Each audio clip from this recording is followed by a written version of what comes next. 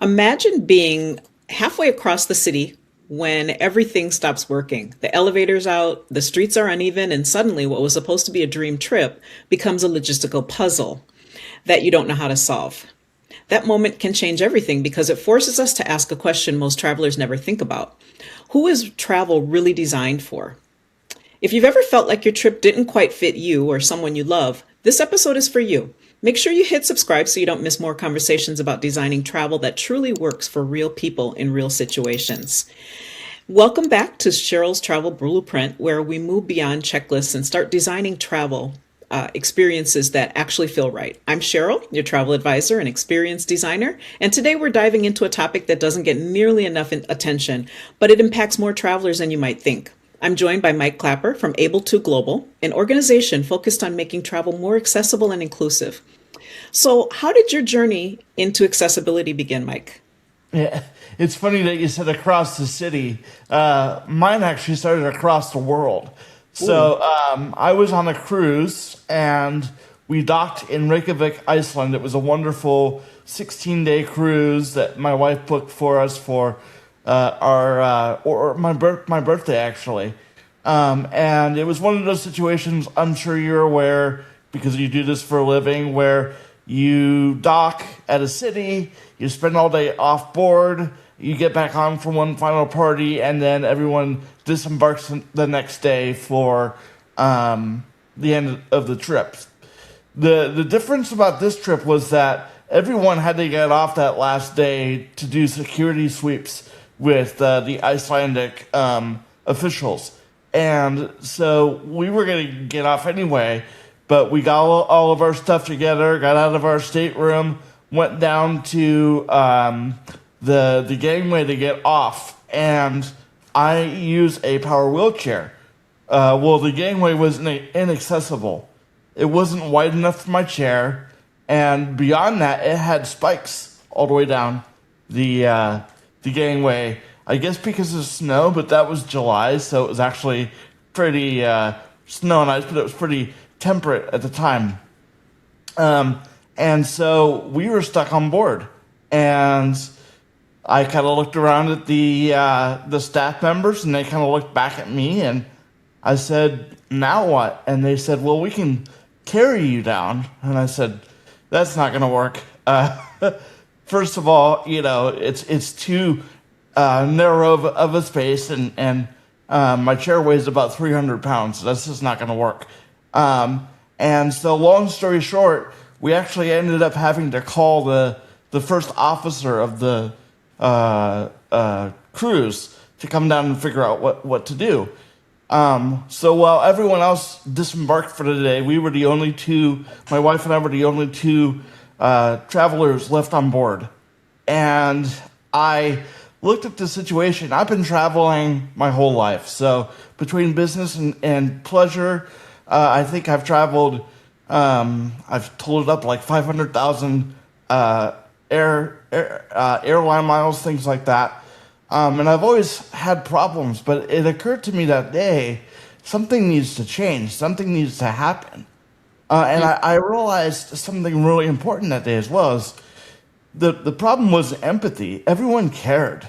Everyone wanted to do something. Everyone felt embarrassed by the situation. The problem was execution. Nobody knew what to do, and everyone kind of got the deer in the headlights look on their face. And so that day I literally sat down and started figuring out, okay, how can I help this situation? And so that's what I do on a daily basis now. This is not, I love what you said about this not being a checkbox, because it's not. This is not a compliance checkbox thing when it comes to accessibility for what I do. I help make sure that brands can execute well on accessibility. Mm-hmm. And, and it's just like, I remember I was interviewing somebody about something totally different, and he made the point that you have to anticipate your client's needs before they become needs. And this is the same kind of thing. You have to think ahead. You can't just wait until a situation, presents itself. Yeah, it was mind-blowing to think I was on board for 16 days and nobody thought about what to do with somebody in a power wheelchair when they docked at Iceland. It just was shocking. Yeah. I mean, because you couldn't, that couldn't have been the first time that that Right. happened. I mean, You would think not. Right. Yeah. for sure. So, talking about that, what do you think it is that they just misunderstand, that these brands misunderstand about accessibility? Well, there's a couple things. Number one, I think you're so right that it's all about planning ahead, right? So many things are handled spur of the moment or unscripted. I think that brands could do a lot better job of being prepared for unique moments like that. That's one of the things that we do at Able to Global is we help them prepare for those moments. So there are less of those kind of deer in the headlights looks on people's faces. But to me, the biggest takeaway is the market size that they are leaving behind. So Hmm. 1 in 4 people have a disability. That's billions of people across the planet that have a disability. Here in the U.S. alone, it's about $100 billion market per year when you factor in the people that travel with them. And so it just shocks me that there's a lack of consideration for such a large portion of the population. Number one, and number two, a huge untapped market that nobody's really claiming. 94%. I don't mean to spit stats at you, but 94% of travelers in a survey recently said that they didn't feel like their needs were fully met at a hotel. And I can't imagine any other industry where you would have a 6% call it satisfaction rate and be happy with that. Exactly. So to me, it just seems like a no-brainer that this is a market that is underserved, but also could be really valuable for your organization. Right. I mean, even if it's not being altruistic, it's just being smart for Correct. it, and if you're doing it for the right reasons or just because you're greedy, it doesn't matter. It still should be considered. So Well, whatever you I think those two things can work hand in hand. This isn't all absolutely. about greedy capitalism. This is just being smart in business. You want to make your customers happy, right? And like I said, if your satisfaction rate with any group of people is 6%, you're falling down on the job. And so it's not just about the money. It's guest satisfaction. It's how they feel when they arrive to your property or are on board your ship, things of that nature. So it just again seems like a no-brainer from Yeah. where I sit. So what do you think is the reason? Is it just because the people that are making these decisions aren't affected by accessibility issues and therefore it just doesn't occur to them? There's a couple things that come into play. Number one is I think that when we talk about accessibility, everyone equates that with ADA compliance. And so back to your checkbox analogy a few minutes ago, if they check those minimal boxes for ADA compliance, they think they've done their job, right? And so they feel like, okay, we're good, we're covered. The second thing is nobody's really gone out there and worked with the industry to help them understand how best to serve these clients. I think that, you mentioned maybe they haven't experienced it. Well, if you look at 1/4 of the population that has special requirements these days, everyone's affected by it. I just think people don't know how to handle it, and that scares them, and so they'd rather, you know, do nothing than try and fail. At least that's what I see. Okay. Yeah, I'm sure you're right. Can you explain your inclusioneer framework to us? Sure. Yeah, I'd be happy to. So I realized really early on in what I was doing that I can't just talk about, this or that. There has to be a framework included in what I do to help the customers that I work with, the properties and cruise lines that I work with, understand what I'm talking about here. So the inclusionary framework is a 3-part process, or I call them 3 pillars. The first is design that includes. So I talk a lot about universal design these days. And the reason why is it's not just for the disabled community, it's for everybody. whether that's families with strollers or, bellmen that need to push those heavy carts, through the lobby or down a hallway. When we design for everybody, when we design for the margins, I should say, we design for everybody. And so what's really cool is that there's been this whole kind of revitalization, I guess, of universal design principles where we can build effectively without worrying about rising costs or things of that nature. So that's the first pillar, which is design that includes. The second is guest experience that elevates. So that's where we talk about training. We talk about making sure that when that guest arrives to the property or on that ship, they feel included, right? And that is such an important thing. And again, these are things that every hospitality brand should be thinking about, whether their traveler or their guest is disabled or not. The third principle or pillar that I talk about is systems at scale. And so everything we do, there needs to be a system, a backbone behind it, or it's all going to fall apart. So I help my clients kind of build a system together that can sustain, that can evolve over time as needs and challenges arise. This is not a one-time stop kind of gap. It's something that has to evolve over time. So those are the three pillars. Okay. And so what does that look like is that something that a person could see if they were to tour a hotel or something like that? What kinds of things would I look at? Yeah, so when we look at design, I'm not talking about major, capital expenditures. So many times when I talk to hotel brands, they say, come and talk to me again in 2030 when I have my capital budget available. I'm talking about little things like door openers to bathrooms or braille signage in your lobby, things of that nature. Again, the guest experience part, the second pillar, is all about how you treat your guests, how you treat the people that come into your property. So, luxury brands incorporate that with so many other aspects, and it's time that they include the disabled traveler into that as well. When it comes to systems, I think that's something that you don't want to see.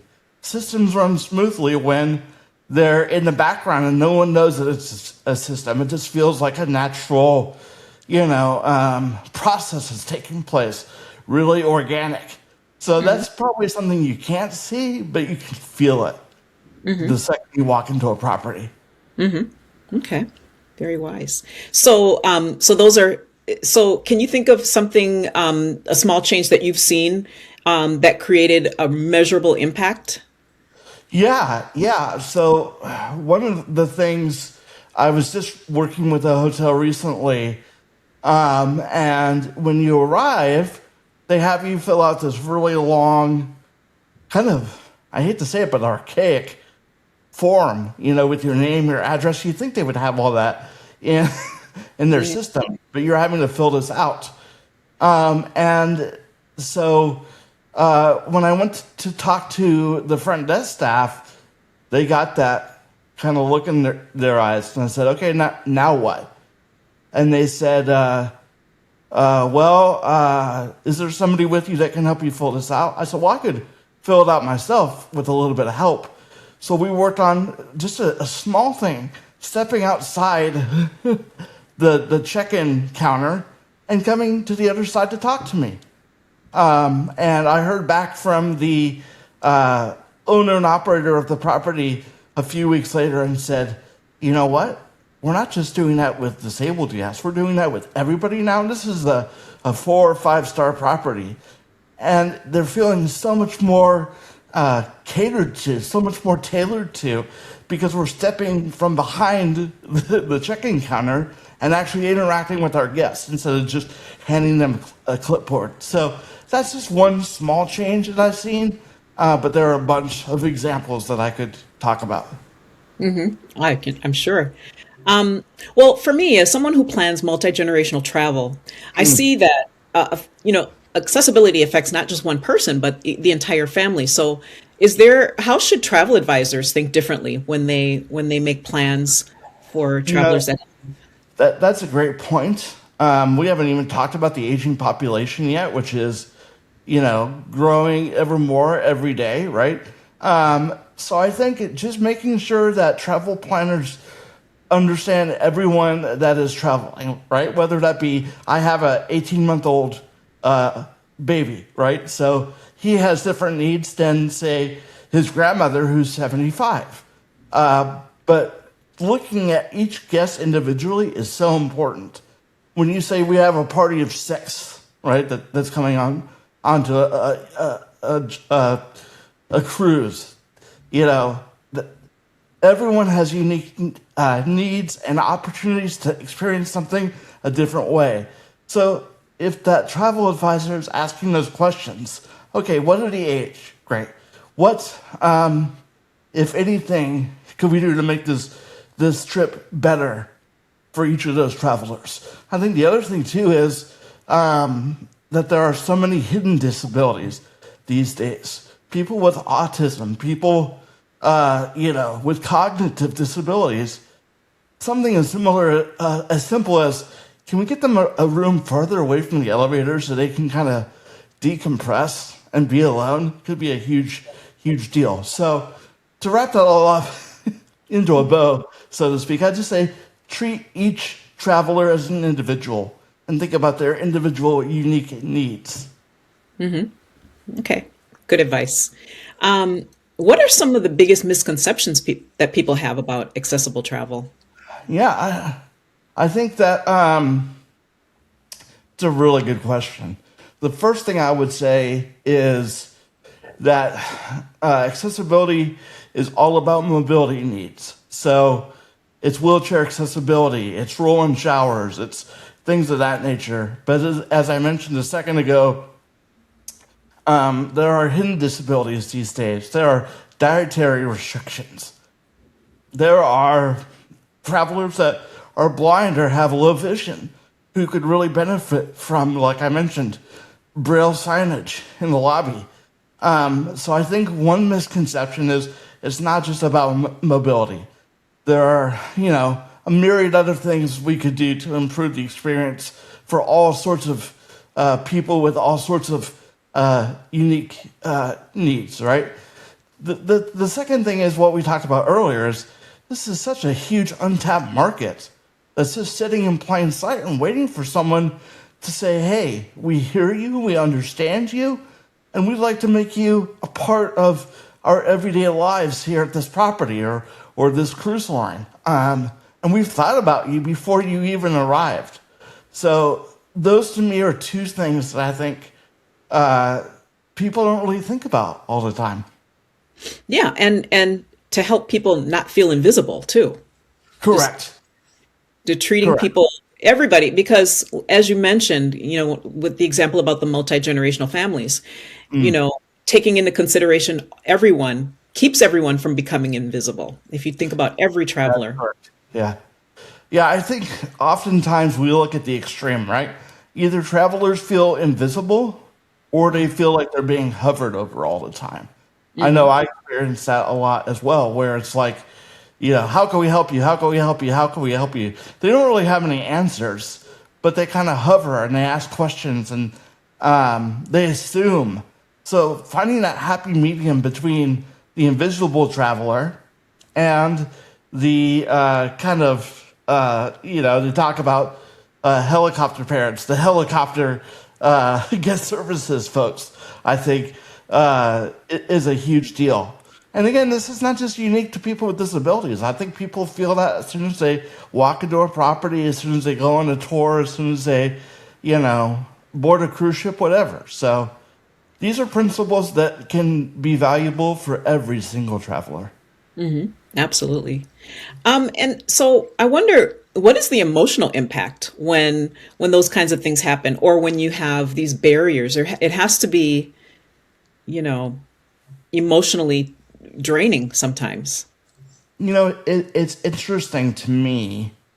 Um, I was born with a disability, so I've had to adjust my entire life. I've had to deal with these things my entire life.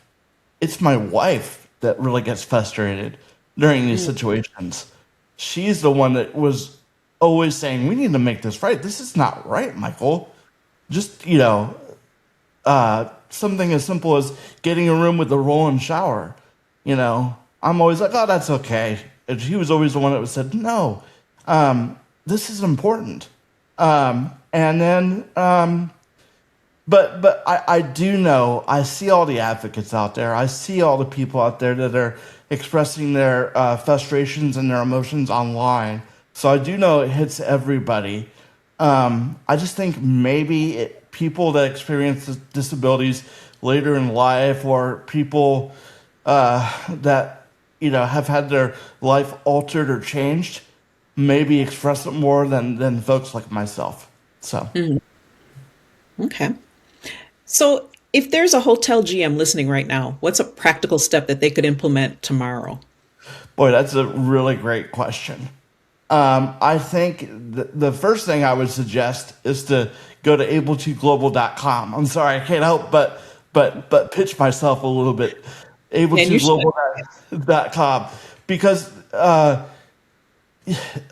the best thing to do is get a little guidance on this. I think if there were a magic bullet that people could try tomorrow, everyone would be doing it.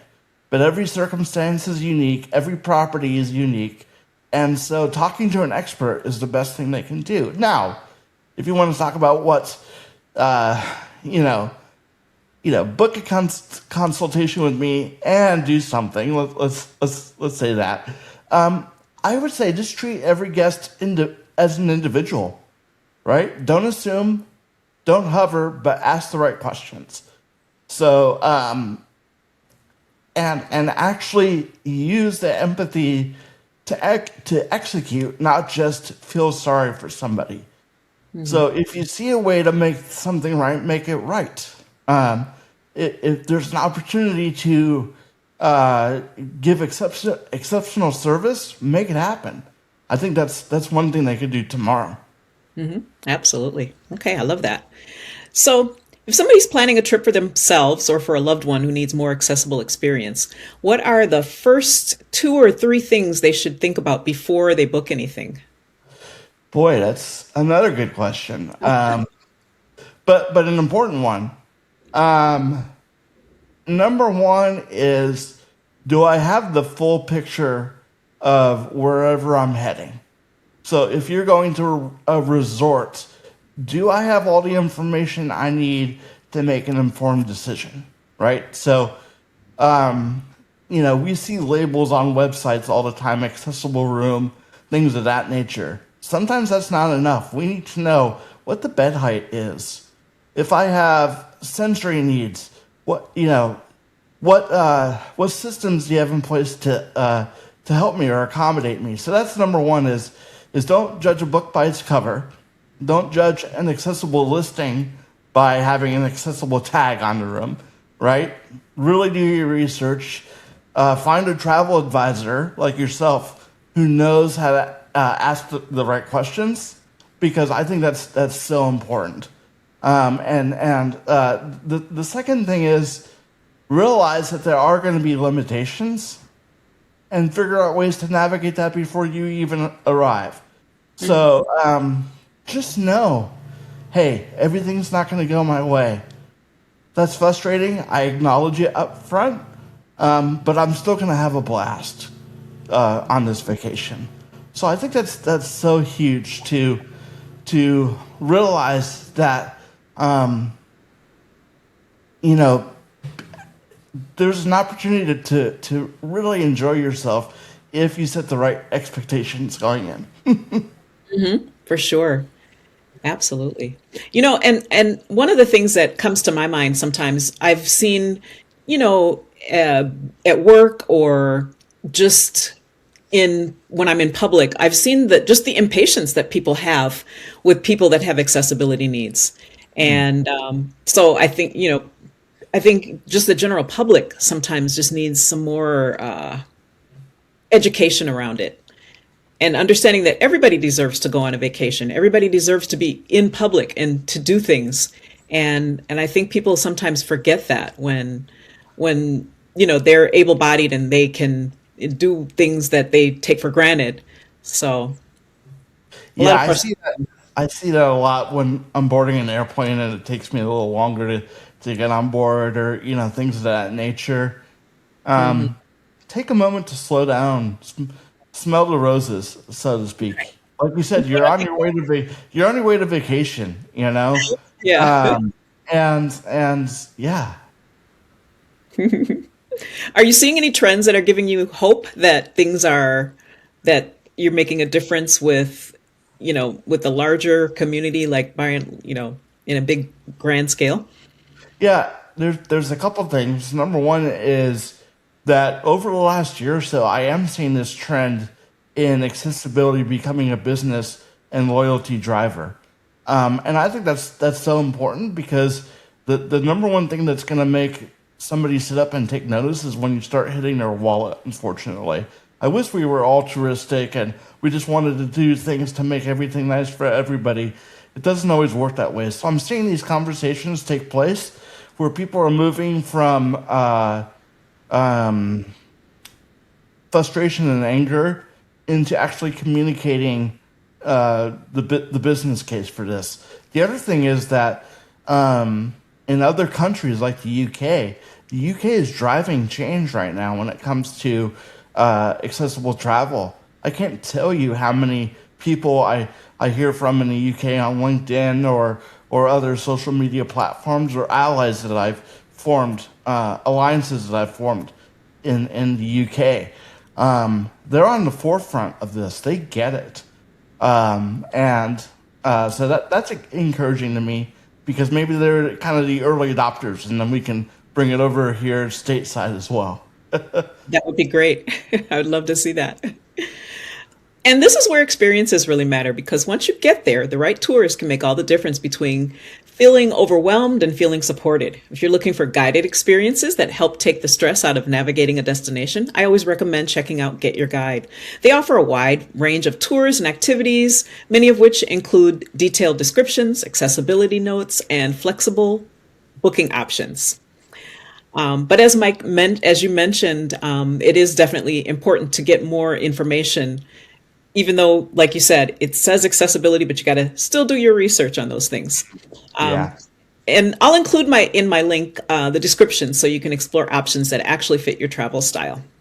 So let's get back into the conversation. What I Sure. love about it is that it shifts how we think about travel, not about limitations, but the design. Mm-hmm. You know, as we've been talking about, can you share? Do you have any stories about where accessible travel actually transformed someone's experience? Yeah. I have to go back a ways, back to my childhood. In the 1980s and 1990s, Walt Disney World really got this. They were the first to be on the cutting edge of accessibility. They understood what it meant to treat everybody as an individual. They were the first to be kind of on the forefront of accessibility when it came to room types and things of that nature. And so, unfortunately, I have to go back in the past to really think about this. Now, I think people are making strides.